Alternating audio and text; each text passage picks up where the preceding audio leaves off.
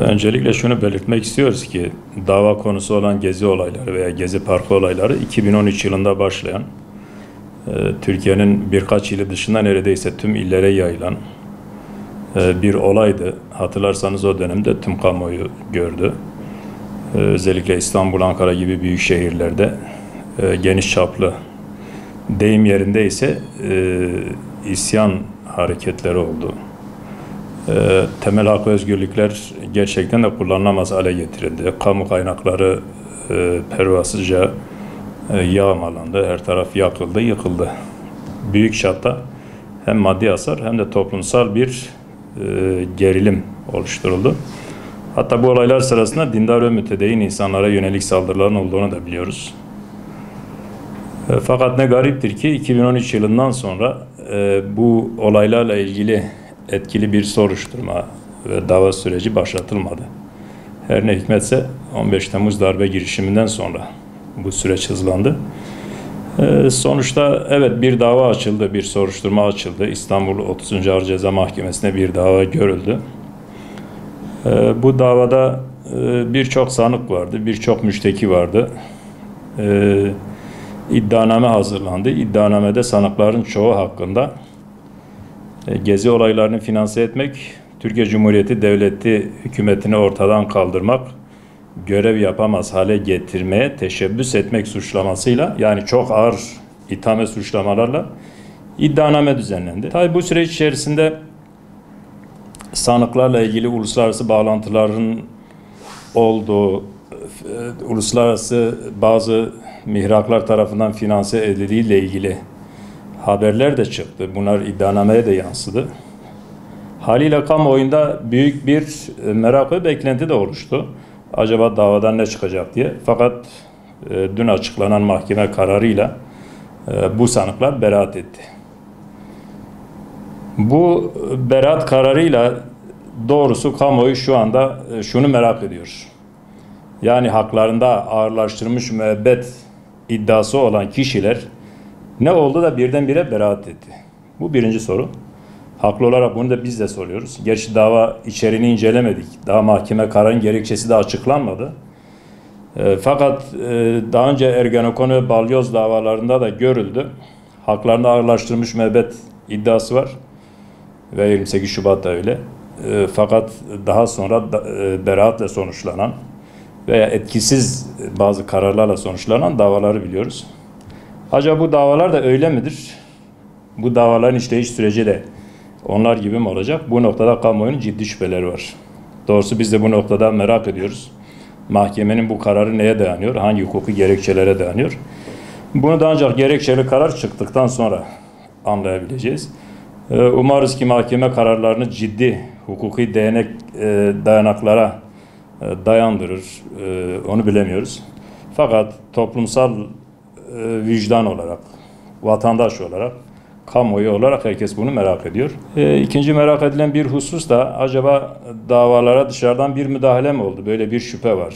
Bu müdahale gördüğümüz kadarıyla hükümet veya iktidar tarafından yapılacak bir müdahale değil. Daha çok eskiden beri Türkiye kamuoyuna hakim olan, gerek iş dünyasında, gerek medyada, gerekse de hayatın diğer alanlarında hakim gücü ellerinde tutan ve son süreçte dış desteği de sınırsızca arkasında bulan bazı kesimlerden bahsediyoruz.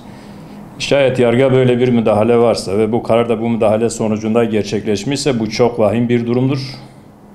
Zaten güveni çok düşük, halk nazarında güveni çok düşük olan yargı sistemi, adalet mekanizması bundan büyük bir yara alacaktır. Dolayısıyla kamuoyunun bu noktadaki şüpheleri giderilmeli. Diğer bir konu da şudur, acaba üstünlerin hukuku mu uygulanıyor? Bu dosyada, bu davada yargılanan kişiler acaba dokunulmaz mıdır? Doğrusu bir vatandaş nazarıyla baktığımızda bunu da sormadan edemiyoruz. Şayet ortada ağırlaştırılmış müebbet iddiası gerektirecek kadar vahim olaylar varsa tabii ki bunların cezasız bırakılmaması gerekiyordu. Bizim şahit olduğumuz kadarıyla gerçekten de bir vandallık boyutunda günlerce süren bir kalkışma söz konusuydu. Tabii ki bunların bir hukuk devletinde karşılıksız kalması kabul edilebilecek bir durum değildir. Bunun benzerini daha önce 6-8 Ekim 2014 olaylarında da görmüştük.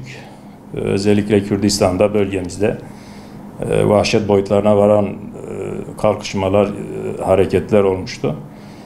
İki olay arasında doğrusu her ne kadar yapanlar veya süreç açısından farklılık da olsa temel bir mantık benzerliği de var. Hatırlarsanız o süreçle ilgili de çok etkili bir soruşturma yapılmamıştı. Burada dindar mütedeyyin insanlar muhasara altına alınmış, birçok katledilmişti. Günlerce burada da o şiddet olayları devam etmişti. Bunun benzeri tabii ki Gezi olaylarında da sergilenmeye çalışıldı. Doğrusu 6-8 Ekim olaylarının gerçekten de bir hukuk çerçevesinde yargılamasının yapılıp suçluların cezalandırıldığını kimse iddia edemez. O noktada halen de o süreçte katledilenlerin yakınları, aileleri yakınmakta. Halen de adalet talepleriyle kamuoyuna sürekli mesaj vermekteler. Doğrusu bu sürecin de bu şekilde bitmemesini temenni ediyoruz. Yargılama süreci halen devam ediyor, bitmemiştir. Tabii ki savcılık buna istinaf aşaması ve temiz aşamasıyla gerekli başvuruları yapacaktır, öyle görünüyor. Umudumuz odur ki hak ve hukuk uygulansın. Hukuk devleti, temel hak ve hürriyetler çerçevesinde mesele ele alınsın. Çünkü o olaylar sırasında gerçekten de insanların hak ve hürriyetleri engellendi. Özellikle dindar mütedeyyin kesimler hedef alındı. Onu da rahatlıkla söyleyebiliriz. Şayet varsa bunların gerçekten de yargılanması ve cezalandırılması toplumun, vicdanın, kamuoyunun bir talebidir. Bu olayları gerçekleştirenler de öyle toplumun genelini temsil eden kişiler değildi. Fakat dış güçlerin desteğiyle maalesef çok ses getiren eylemler yaptı.